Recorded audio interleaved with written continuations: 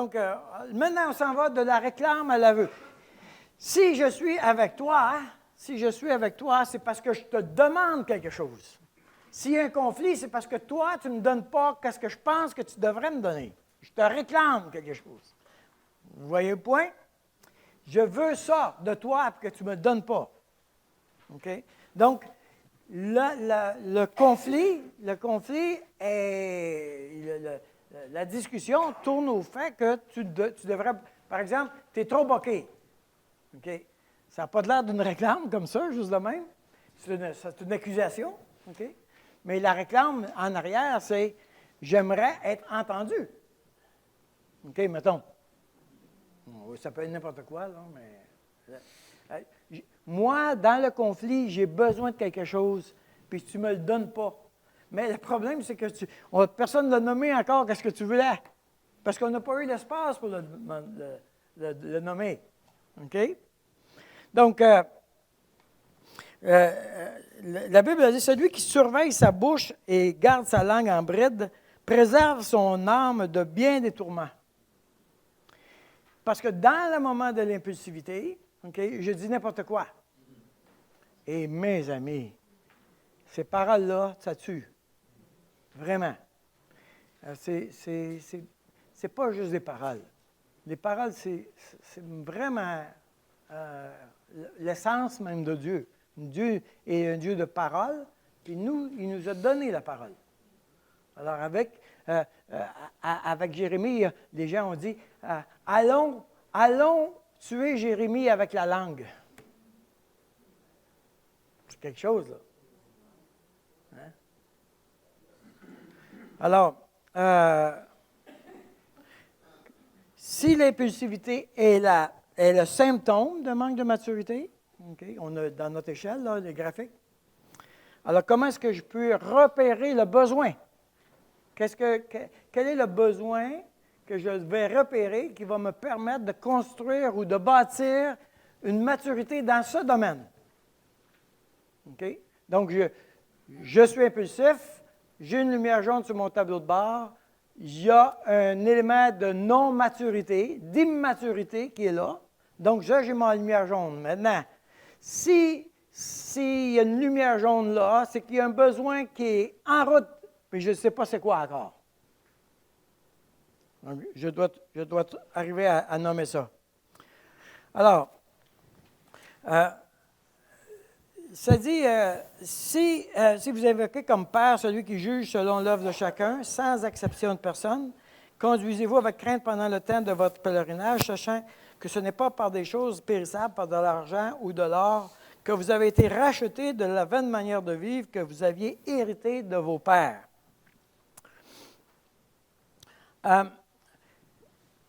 On a très peu de versets dans la Bible qui nous parlent de l'héritage de nos parents et comment cet héritage-là nous affecte. Okay? On n'a pas beaucoup de ça. Mais regardez bien, si au départ, dans Deutéronome, par exemple, dans Deutéronome 6, Dieu dit, okay, il dit à mes parents, vous allez enseigner à votre enfant, quand tu te lèves, quand tu marches, quand tu voyages, tu vas enseigner à tes enfants qui je suis. OK? Ce que Dieu est en train de dire ici, c'est qu'il est en train de dire, moi, Dieu, je voudrais que vous, les parents, vous soyez mon représentant, mes représentants. Autrement dit, la manière que je vais connaître Dieu, ça va être par mes parents. Alors, vous êtes tous capables de faire le lien. Quand une personne, par exemple, a eu un père sévère, les gens vont dire, je ne sais pas si Dieu veut m'accepter. Ils vont dire, je ne sais pas si je suis sauvé. Ils vont craindre Dieu à cause de la sévérité de leur père. OK? Si ils ont eu des parents qui étaient généreux, ils ne questionnent pas la générosité de Dieu. Si j'ai eu un parent qui m'a abandonné, OK? Alors, la personne se pose la question, est-ce que Dieu veut m'avoir? C'est tout souterrain, cette affaire-là. Là. Elle ne passe pas comme ça, là. Sauf que c'est ça qui contrôle sa vie. OK? Alors, on connaît Dieu par nos parents. Évidemment, parce que nos parents sont pécheurs, puis moi le premier, alors c'est clair que l'enfant n'aura pas l'image juste de Dieu. Dieu nous donne un privilège de corriger ça. Il nous donne sa parole pour nous apprendre directement qui est Dieu. Ça veut dire que dans les domaines où Dieu n'a pas été bien représenté, je dois réapprendre qui est Dieu. Et dans les domaines que Dieu a été bien représenté, mon ami, c'est facile. Si j'ai été aimé par mes parents, je n'ai pas de misère à croire que Dieu m'aime. Mais si j'ai eu un problème avec un des parents, je me bats avec l'idée que qu'est-ce que Dieu veut faire avec moi. Okay? Si j'ai eu un parent très sévère, très perfectionniste, le discours du croyant, ça va être, je ne suis pas sûr que j'en fais assez pour Dieu. Je n'ai pas le sentiment que je suis un assez bon chrétien. Vous allez me dire, Daniel, on est encore dans le salut par les œuvres. Mais c'est ça, vous avez compris. On retombe là. Nous sommes, même comme croyants, on retombe dans un salut par les œuvres très facilement. Moi, je dis, vous avez, la plupart d'entre vous, là, vous avez connu ça, tu jetais un appareil de vidéo, OK? Puis quand tu te branchais, qu'est-ce qui se passait? Il était à minuit. Là, il faut que tu arranges ton heure, Tu manques de courant. Ah! On recommence. OK? L'appareil, par défaut, est programmé à minuit. Là, les jeunes sont venus me voir en disant, Daniel, emploie plus cette illustration-là, c'est plus vrai, ça. Maintenant, il y a une mémoire dans la machine, puis... OK, je suis obligé de changer mes illustrations encore. Mais j'ai passé des disques de vinyle quand même, je ne suis pas super... quand nous, on se couche, là, monsieur Judy, quand on se couche le soir, quand tu te lèves le matin par défaut, tu es un salut par les œuvres.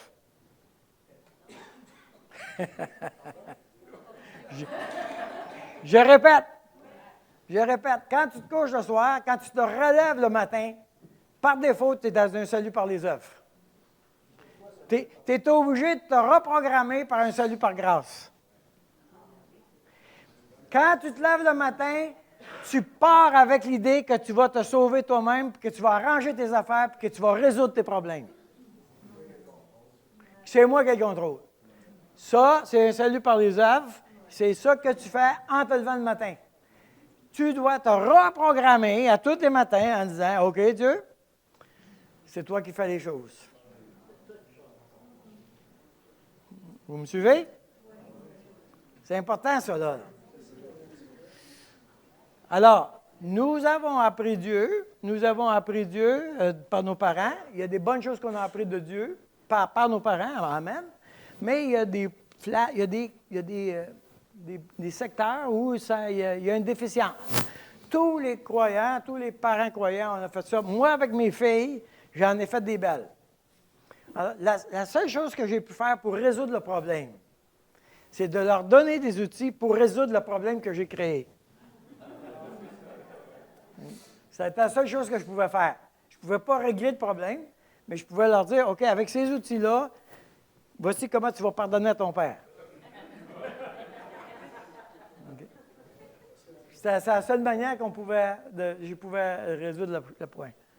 Et je suis vraiment étonné de ce qu'ils m'ont pardonné, là. Wow, ça fait du bien. Hein? Ça fait du bien.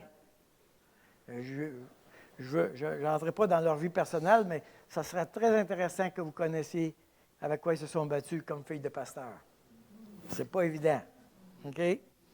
Alors, ceci étant dit,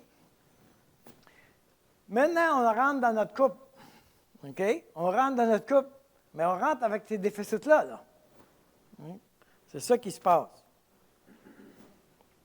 Alors, vous avez dans votre feuille, OK,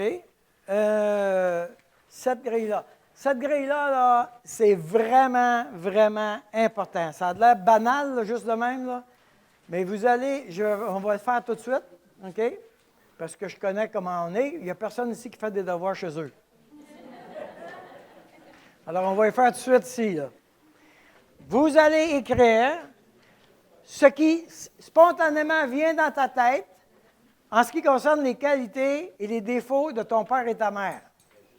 Dans la colonne qualité, les qualités de ton père et de ta mère. Dans la colonne défauts, les défauts de ton père et de ta mère. Fais ça. On va faire ça tout de suite, là.